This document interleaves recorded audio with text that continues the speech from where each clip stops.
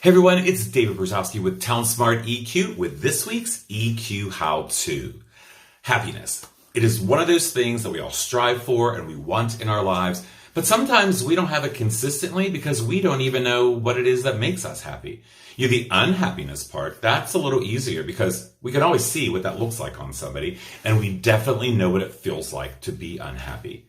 So happy. Let's talk about that. Interestingly enough, we know that work and happiness do not necessarily go hand in hand. As a matter of fact, an interesting Gallup poll studied over 180 million people, and less than 15% of them identified themselves as being happily engaged at work. That's a little scary to me. Those people, however, identified that they are usually more motivated, they are more engaged, and twice as productive as their unhappy counterparts. There was another study by the University of Illinois in California that actually showed that our past, our younger selves, does not dictate us about being happy today. It is all about how we create behaviors, our own decisions, because we own our happiness. That's the good news, because we may not have had some happy times in the past, but we certainly can own what happiness looks like for us right now. A critical skill that most of these people described in themselves of the 15% of having a happy connection with work have one critical skill, and you guessed it, it's emotional intelligence. So I have for you 5 EQ how-to tips for being a happier you. The first one is don't obsess over the things that you can't control. Listen, I get turning on the news to understand what's going on in the world, but there comes a point where you've got to figure out, can I control that or can I not control that? Let's just take that. Maybe you have a big barbecue plan for this coming weekend with lots of people coming over, and you find out on Thursday that it's going to be a torrential downpour. You can't control the weather, but you can control what you do about your day. So don't let that get you down. Plan around it and make something become happy about the storm. Number 2 is get enough sleep and exercise. And I know you've heard that countless times, but there are studies that continue to show us that when you have better sleep, it is all around better for you. Number 1, people are a lot more rested and they're able to think more clearly.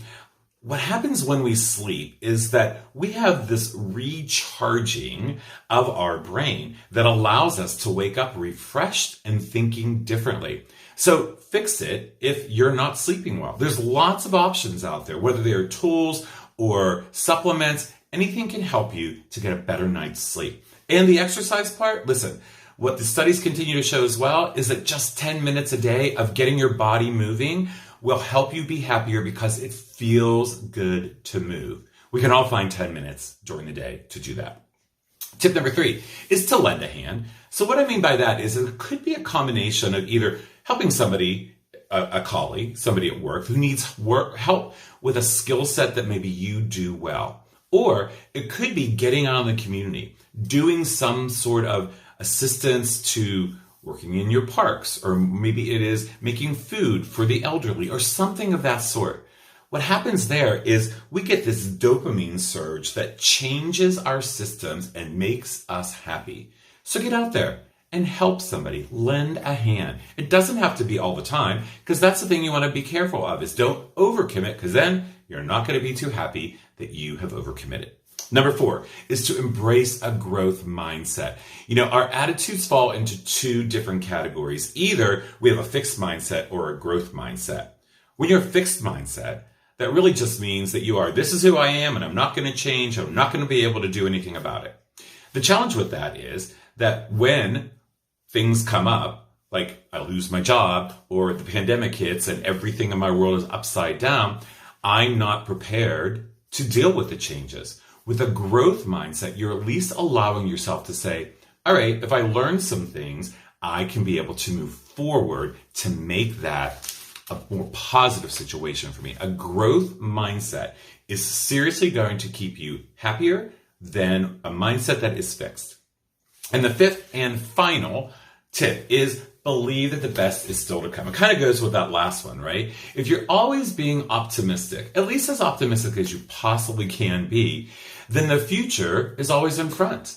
If you think that it's done, then you're not going to be a happy person. So these are my 5 EQ how-to tips for being a happier you. And listen, the holidays are coming up. So couldn't we all use a little bit more happiness in ourselves to be happier around everybody else? Thanks for joining me this week, and we'll see you next time for another round of EQ How To.